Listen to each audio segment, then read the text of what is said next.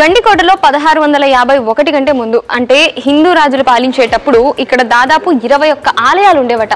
కానీ ఇప్పుడు మాత్రం మనకు గండికోటలో ఎటువంటి ఆలయాలు కనిపించవు. ఒకవేళ కనిపించినా అందులో దేవుడి విగ్రహాలు ఉండవు. దానికి ప్రధానమైన కారణం 1651లో మీర్ జుమ్లా చేసిన దాడి.